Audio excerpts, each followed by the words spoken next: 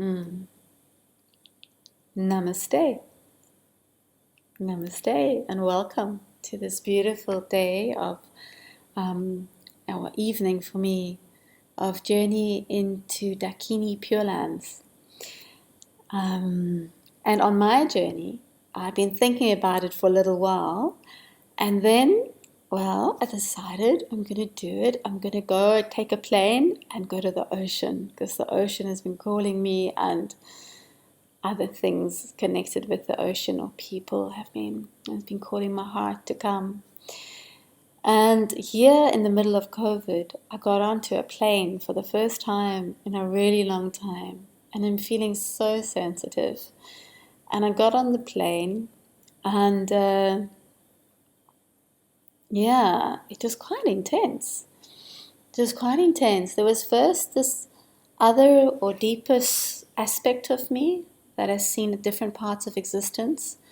And what she was thinking was that this little, domestic airline plane felt very old tech, like it felt like it been wrapped up in some metal and thrown across the sky. And it was very strange because I haven't been on a plane for even quite a while before we weren't allowed to. And then I had this feeling like, I don't know if I'm even meant to be on a plane in this time. Like maybe it's not what existence wants. And also I felt fear in the atmosphere. So I've spoken to other people about flying at this time, and they said it's beautiful and it's gentle.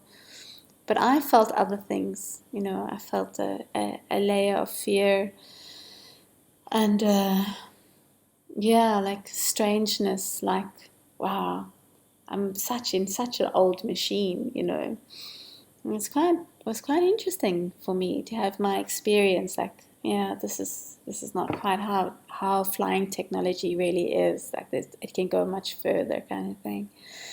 I had that feeling, and then I landed up in a part of South Africa that also feels in a kind of different dimension to where I come from.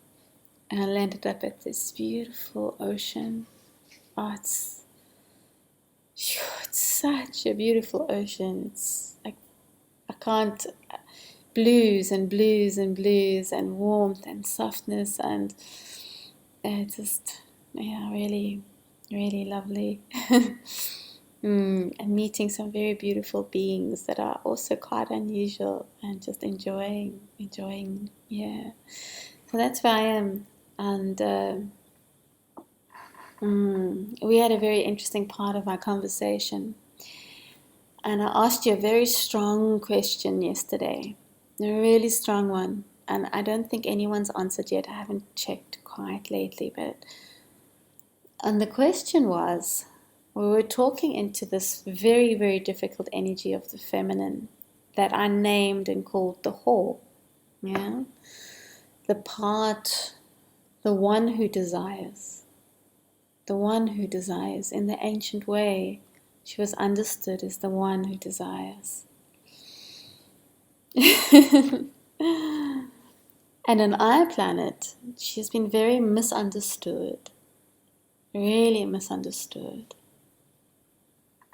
And her role has changed from the ancient ways. The way the whore is today in our culture is very different to how she was 2,000 or 3,000 years ago. But the energy is still in every woman, the energy of profound and utter desire. And that's not always, I don't always even mean it in terms of sexuality. It could be in her desire for the day, her desire to eat and feast upon this day. That deep desire in the feminine, which means it's in men and women. Sure.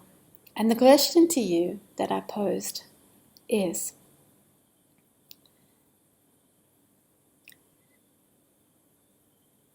who does the sacred whore or the true whore, who does she truly serve, right?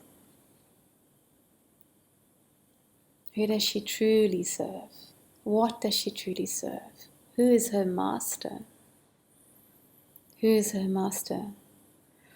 And for me to carry on this conversation with you, I need to see some answers from you, actually. I need to see you've considered this question, that you've tried to feel into the energies, that you try to give some sense of this question, for me to go further into this conversation with you. I don't want to just say this is who she serves, this is what she's truly about, without you considering it. Because then in my heart and feeling, for you to understand her, you have to truly desire to understand her. And also for you to understand her, for you to heal with her, for you to heal this wound of the feminine, where women on earth especially are not allowed to truly desire whatever they desire. It's not loved, it's not welcomed. It's been pushed away, it's been judged, it's been made into this ugly, ugly thing, for many people.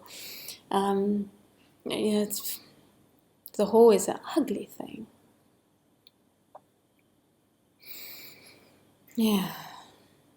So I want you to have some interest in this question, for me to go deeper into it with you.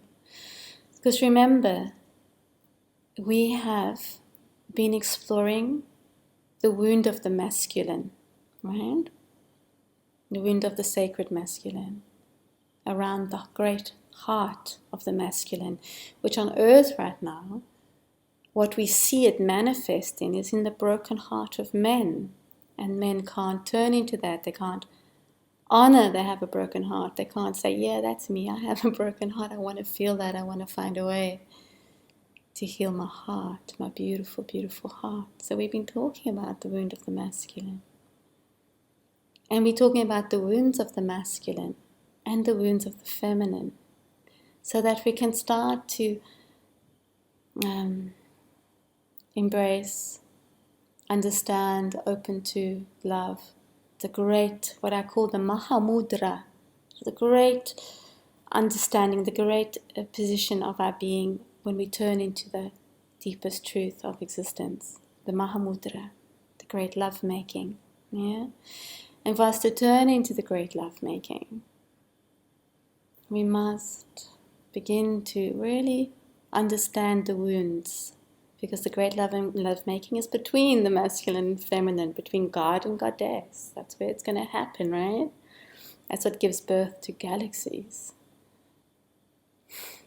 But it cannot happen while the wounds are present. And the wounds are not going to go away on their own. We need to turn into them with love, respect, and kindness.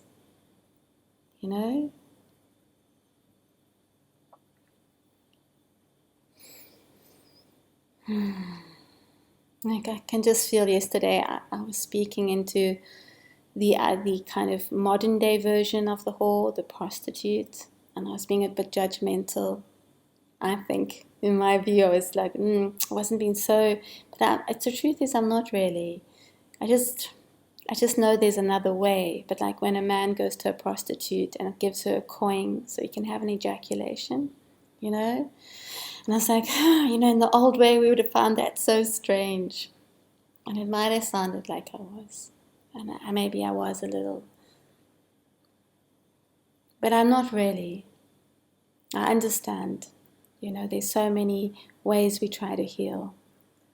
And that moment is also, when that happens between a man and a woman, however it looks like, it's also a moment of great compassion, of meeting someone, her as the prostitute and him with this asking of her, please, I'll give you this money if you give me that.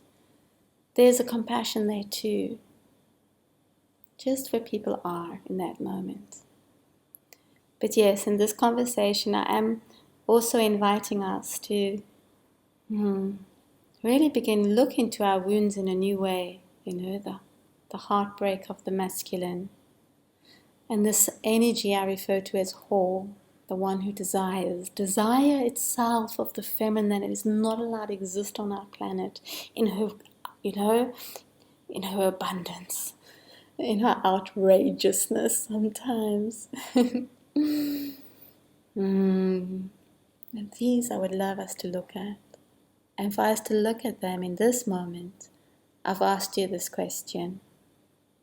Who does the whole truly serve in the real, the real, the sacred whole, but the ancient whole, but she's still present now, that energy. Who does she truly serve? And who is her master? And I'd like to see some interaction with you around that before I can really answer it or go deeper in with you. And remember that we are almost coming to a close of our wonderful journey together. So I suggest you get on it. I leave it to you. You now hold the power of where I speak next. Yeah, please ponder these words I speak this evening.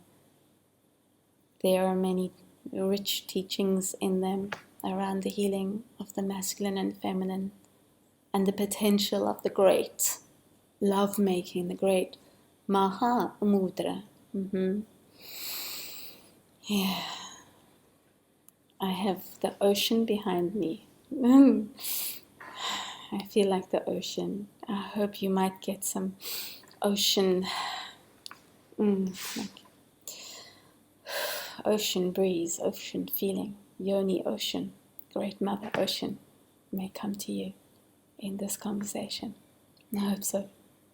Thank you for listening. Thank you for being here. May we share some sweet nectars really soon together. I bow to each of you that comes and listens and brings your love and attention to this conversation, which I feel is a deep potential for healing so much on our planet. Namaste.